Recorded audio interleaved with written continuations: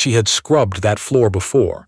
She knew every warped plank, every stubborn stain near the kitchen hearth, every place where the stone threshold dipped just enough to collect rainwater when the east door was left open. She had run across that floor in silk slippers at the age of 9, chasing her brother through the corridor while her mother called after them from the landing. She knew this house the way she knew her own hands. And now she was on her knees in it, with a brush and a bucket, pretending she had never seen it before in her life. Her name, for the purposes of Windermere Hall, was Meg. Just Meg. She had offered no surname when Mrs. Colbert, the housekeeper, had interviewed her in the servants' entrance 3 weeks prior, and Mrs. Colbert had not pressed for one. Girls in reduced circumstances often came without surnames they wished to explain. The housekeeper had looked at her hands, too smooth, she suspected, for the work she was claiming, and said nothing about that either. What she had said was that there was a position in the laundry, the pay was modest, and if Meg had any difficulty following instructions, she was welcome to find employment elsewhere. Meg had said she had no difficulty following instructions. That had been the first lie, or perhaps the second, if one counted the name. Windermere Hall had belonged to her family for 4 generations. Her grandfather had built the east wing. Her father had planted the double row of linden trees that lined the carriage drive, and she could remember sitting with him on the front steps on summer evenings, counting the fireflies that rose from the grass near the pond. Her father had died when she was 17, and then the lawyers had come, and then her uncle, and then the papers she did not understand, and then the house had simply ceased to be hers in any way that the law recognized. Her uncle, Mr. Aldous Carew, had been very kind about it. That was the word he used, kind.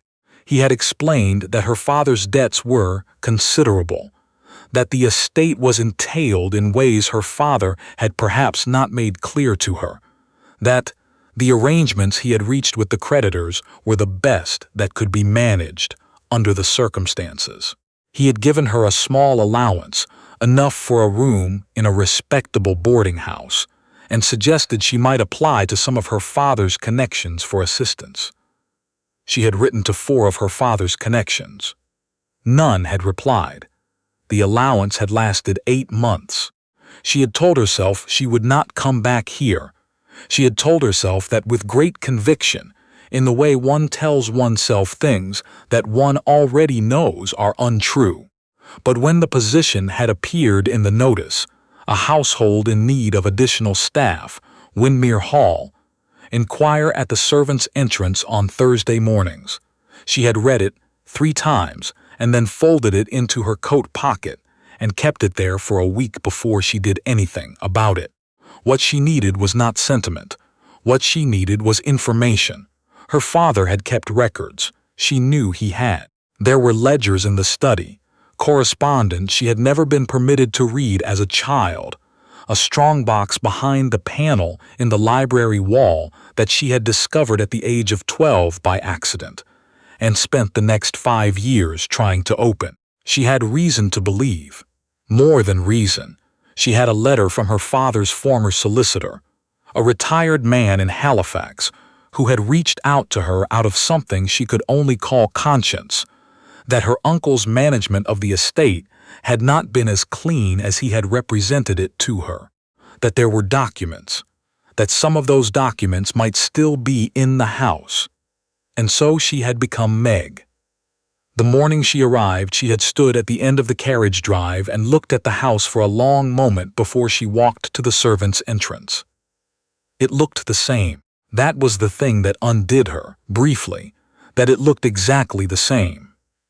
The stone the same gray gold, the windows catching the same light, the linden trees her father had planted now tall enough that their upper branches moved in the wind like something breathing.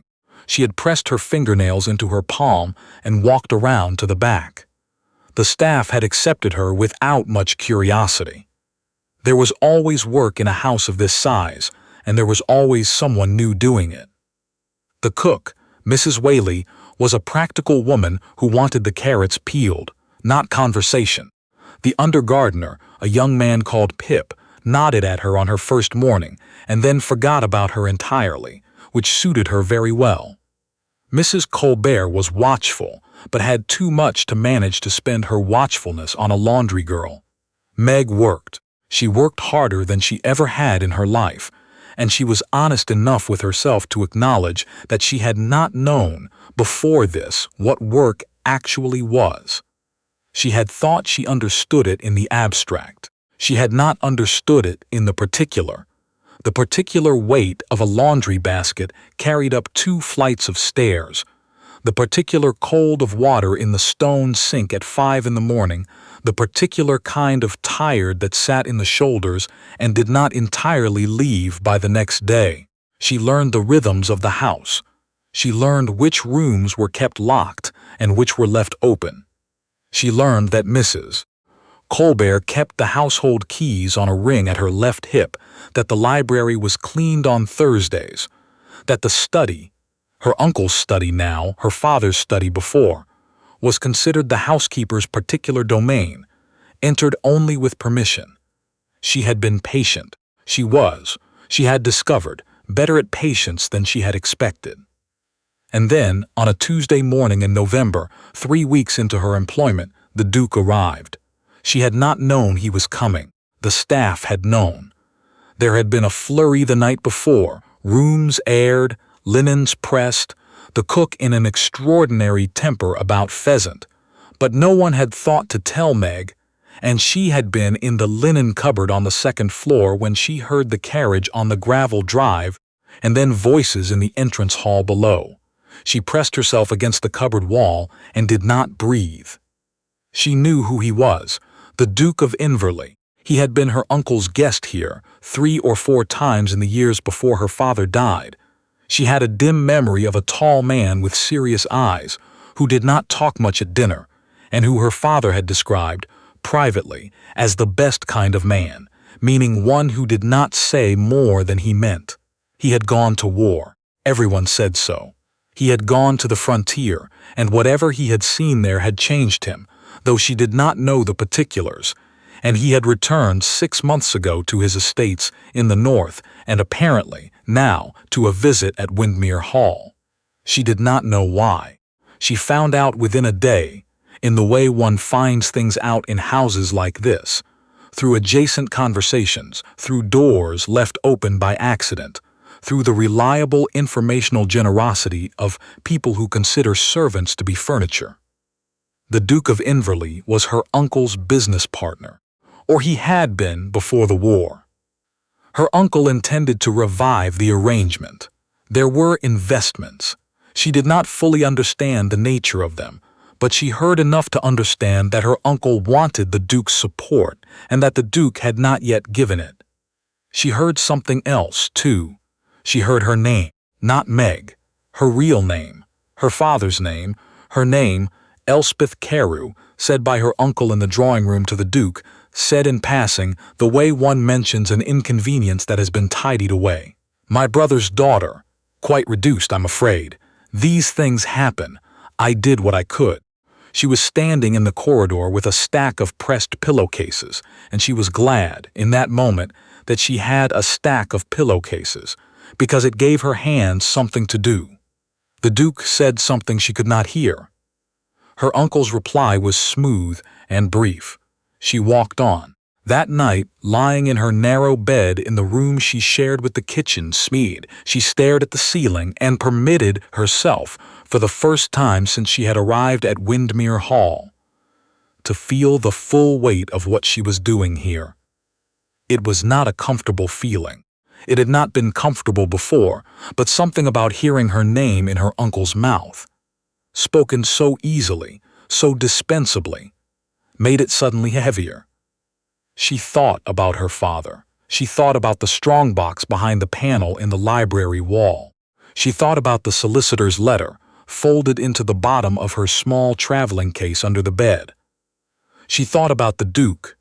She had looked at him once, across the entrance hall, from the 2nd floor landing. He had not seen her. She had been careful about that. But she had seen him clearly enough. He was older than she remembered, which was obvious, but it was not only age. There was something in the way he stood, not defeat, not exactly, but the particular stillness of a man who had learned to wait for things to stop being loud. She recognized it, in some way she could not entirely explain. She had felt something like it herself, in the 8 months after the lawyers came. She did not think about the Duke further. She was not in a position to think about anyone in any way that did not serve her immediate purpose. In the morning, she was assigned to clean the library. She had not engineered this. She wanted to be clear with herself on that point. She had not contrived it. Mrs. Colbert had told her at breakfast, in the same tone Mrs. Colbert used for everything, that the girl who usually did the library had a cough and Meg would cover for her, and Meg had said yes, without changing her expression. The library in the morning was the same as it had always been and utterly unrecognizable. Same tall windows facing the south garden, same smell of old paper and the particular cold that stone floors hold no matter what the season, same dark shelves running from floor to ceiling, same library ladder on its brass rail. But the books had been reorganized. She noticed that immediately. Her father's system, which she had grown up with, was gone. Someone had imposed alphabetical order, which seemed logical until one understood that her father had arranged his books by subject, and then by date of acquisition, which meant that the books one actually wanted to read were always near other books one wanted to read. An alphabetical order simply produced a democracy of the shelf that pleased no one. She was being sentimental. She knew she was being sentimental. She dusted. She moved slowly. She was, she told herself, being thorough. The panel she remembered was behind the third section from the left, at the level of the second shelf from the bottom. One pushed the lower right corner. She did not go near it. She was not ready to go near it, not in broad daylight with the door to the corridor open and the sound of the household around her. She was on the library ladder, reaching for the upper shelves, when she heard footsteps. She had learned to categorize footsteps. Mrs. Colbert moved quickly and with authority, a sound of key-ring percussion. The cook tended to pause and resume. Her uncle moved with a shuffling quality she disliked. These footsteps were none of those. They were even, unhurried, the footsteps of someone who was thinking of something else. The Duke walked into the library and stopped. She was 8 feet off the ground on a library ladder with a dusting cloth in her hand. She looked down at him. He looked up at her. For a moment, neither of them said anything. She descended the ladder, one rung at a time, because there was nothing else to do. "I beg your pardon, Your Grace," she said, when she was on the floor. "I'll finish the upper shelves when you've done." She kept her eyes appropriately down. She had practiced this, the particular quality of gaze that said, "I am here, but I do not presume." "No need," he said. His voice was lower than she remembered. "I only came for a book." She stepped aside.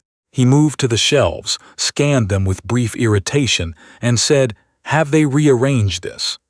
"I believe so, Your Grace." "Alphabetical." By whose instruction? She did not know, and said so. He found what he was looking for, something with a green cloth cover, which he pulled out and examined briefly. Then he said, without looking at her, "You're new." "3 weeks, Your Grace." "Where did you come from?" It was the question she had prepared for. She had the answer ready, a name of a household in Halifax, a reference she could not disprove, because the household no longer existed, the family having removed to England 2 years prior. She gave it. He looked at her then, properly. She had kept her hair plain. She had kept her dress plain. She was wearing what she had learned to think of as her servant's face, attentive but blank, present but not there. She had worked very hard on her servant's face. She was not sure, watching him look at her, that it was working. "You seem familiar," he said. "I have an ordinary face, Your Grace." He did not agree or disagree. He tucked the book under his arm. "The library is yours," he said, which was not how one typically spoke to a laundry girl, and left. She did not let herself breathe until she heard his footsteps reach the corridor. The next 4 days were careful. She was very careful. She saw the Duke at a distance, at dinner, through the servants' passage that ran alongside the dining room. She could hear him speaking with her uncle, the low exchange of men who have something to settle. And she heard him once in the entrance hall with one of the outdoor staff, asking about the state of the east boundary fence, which was practical, and suggested he was a man who noticed things. She did not like that he noticed things. It was inconvenient. On the 5th day, she went back to the library. It was earlier than she should have been there, in the gray hour before proper morning, when the household was not yet fully awake. She moved without a candle. She knew the corridors, and let herself in through the door off the back passage. She knew which floorboards to avoid. She had known them since she was 11. The panel opened on the first attempt. The strongbox was still there. Her hands, finding it in the dark, were shaking, which she noted with some detachment as a physical fact. The box was roughly the size of 2 books stacked together. She could not open it here. She needed time and light, and the key that the solicitor's letter had suggested might be among her father's personal effects. Effects that her uncle had shipped to storage and that the solicitor, who had been persistent, had eventually tracked to a warehouse in Truro. She could not take the box tonight. She needed to know if what she was looking for was actually in it before she took the risk of removing it. She stood in the dark of the library, box in her hands, and tried to think clearly. She was not thinking clearly. "I thought it might be you." She did not scream. She was privately proud of that. She set the box down on the shelf, very carefully, and turned. The Duke of Inverley was standing in the doorway. He had a lamp in one hand, turned down low, and he was dressed for travel, coat, gloves, as if he had been on his way somewhere and had stopped. His face was unreadable in the low light. "Your Grace," she said. "I've been trying to remember," he said, "since the library ladder where I knew your face from. I've been troubled by it. I have," he added conversationally, "a very good memory for faces. It's the war. One develops habits." She said nothing. "I believe," he said, "that I attended a dinner here in approximately 1848, when the late Mr. Carew was still alive, and that his daughter sat across from me and told me with considerable confidence that the parliamentary reform discussions in the papers were 6 months behind what was actually happening in the country." She had been 19. She had been very confident. "You look somewhat like her," he said. "The daughter." She had that way of looking at one as if she were waiting for one to finish an incorrect sentence. "Your Grace, I am not," he said, going to shout. "I want you to understand that." He took a step further into the room. "I am simply going to ask what you're doing in this house, and I would like, if it's possible, an honest answer." She looked at the strongbox on the shelf. She looked at the door, which he was standing in front of. She had no good options that she could identify, and so she told him the truth. She told him all of it. The solicitor's letter, her uncle's management of the estate, the documents she believed were in the house, the 8 months and the 4 unanswered letters, and the position in the notice on a Thursday. She told it quietly, without drama, watching his face in the low lamplight. His expression did not change much, which she found she could not interpret. When she finished, there was a moment of silence. "Why didn't you write to me?" he said. She blinked. Of all the things she had expected him to say. "You and my father," she started. "Were friends," he said. "Yes." He was quiet for a moment. "Your father was one of 3 men I wrote to before I went to the frontier. He was the only one who wrote back. He wrote 3 times. He paused. "He died before the 3rd letter reached him. I didn't know that until much later." She had not known about the letters. "You might have written," he said, not accusatory, simply. "I didn't know you," she said. "I knew of you. It didn't seem. She stopped. I didn't know how to ask. He nodded slowly, as if this answer satisfied him in some way, not pleasantly, but as a confirmation of something. "What's in the box?" he said. "I don't know yet." "Then let us find out." She had not anticipated us. She looked at him. He had set the lamp down on the reading table and was looking at the strongbox with the same level expression he seemed to use for most things. "I cannot open it without a key," she said. "I believe the key is in Truro. That," he said, "can be managed." He looked at her. "Not tonight, but it can be managed." She did not ask him why he was helping her. She thought she knew. Her father's letters, and whatever kind of man counts those letters and considers himself to owe a debt for them. But she did not ask. She did ask something else. "What were you doing in the library at this hour?" He was quiet for a moment. "I could not sleep," he said. "I find it difficult, since I came back." He said it without self-pity, as a fact. Walking helps. She thought about the way he stood when he was still, the particular quality of stillness she had noticed from the landing. She thought she understood it a little better now. "I'm sorry," she said. He looked at her, slightly surprised. She thought perhaps people did not say that to him, the simple, unburdened version of it. "Thank you," he said, which was equally direct. They stood for a moment in the low lamplight of the library that had been her father's and was not anyone's in particular just now, and the silence was not uncomfortable, which she noticed. She was not often comfortable with silences. "You should go back," he said. "Before the house wakes." "Yes, tomorrow," he said. "I will speak to Carew about the estate accounts. I have reason to ask for them. The investment arrangement gives me that. Whether or not I find anything." He paused. "It will tell us something, either way."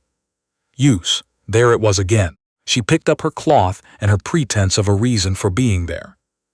"Elspeth," he said, and she stopped, because no one had called her that since her father. "Yes. You were right in 1848. About the parliamentary reform discussions." He said it plainly, as if he had been meaning to say it for some time. "You were approximately 8 months ahead of what was printed." She looked at him for a moment. "6 months," she said. I said 6. There was something in his expression then. Not quite a smile, but what a smile would have been if one were a man who had been somewhere that made smiling feel slightly unnatural and was only now remembering the mechanics of it. 6 months, he agreed. She went to bed and lay awake until the light came. What happened over the following week unfolded in a way she had not planned and could not entirely explain afterward. He was careful.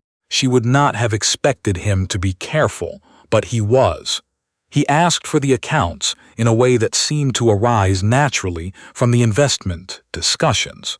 He asked for certain correspondence in a way that seemed to arise naturally from the accounts.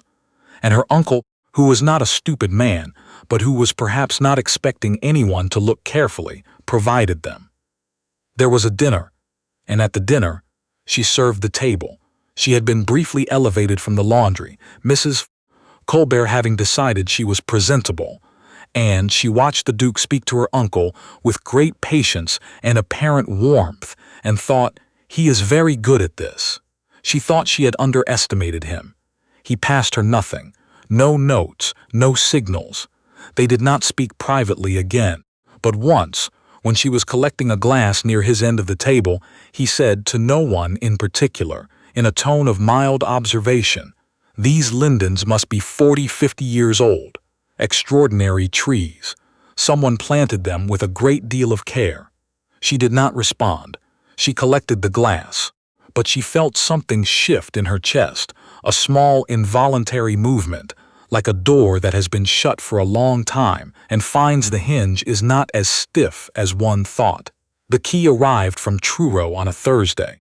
He brought it to her in the library at mid-morning, while she was legitimately there with her dusting cloth. He handed it to her without comment. She opened the strongbox with it, right there, both of them standing over it, and what they found inside was this: A document in her father's handwriting, dated 2 weeks before his death, witnessed by 2 signatures she did not recognize, attesting that the arrangement with her uncle had been understood by him as temporary, not a transfer of ownership. And a second document, a letter, unfinished, addressed to a solicitor, outlining his concerns about how the terms would be interpreted. She read both documents. She read them standing, and when she finished reading, she set them carefully on the shelf beside the box, and she was not going to cry. She was not. She had promised herself she would not. In this house, in this library, in this particular form of herself, she did not cry. The Duke was looking at the window, not at her. "These are sufficient," he said after a moment. "Your father's solicitor, the one in Halifax, will be able to use them." "Yes," she said. "Your uncle's arrangement was not illegal precisely," he said carefully. "But it was not what your father believed he was signing. There are grounds." "Yes," she said again. He turned from the window then and looked at her directly.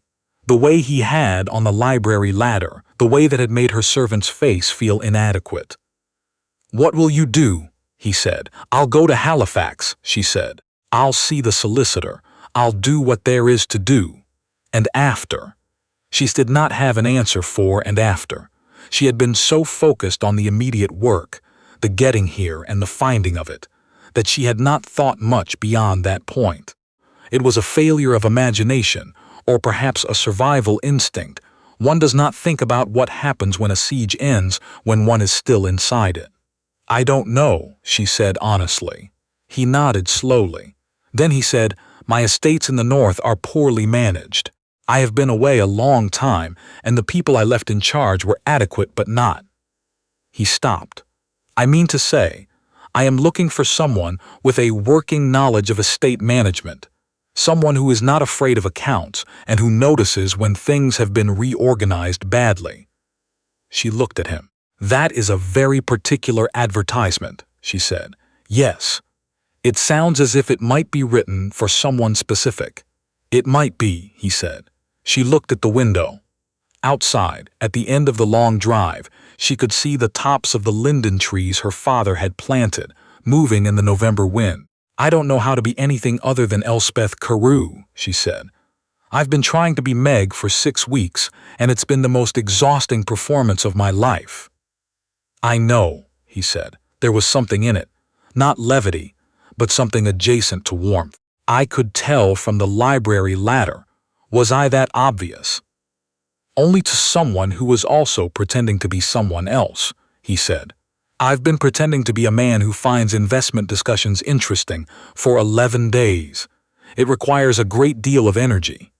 She looked at him. He was looking back at her, and it struck her, suddenly, as something she could not have anticipated.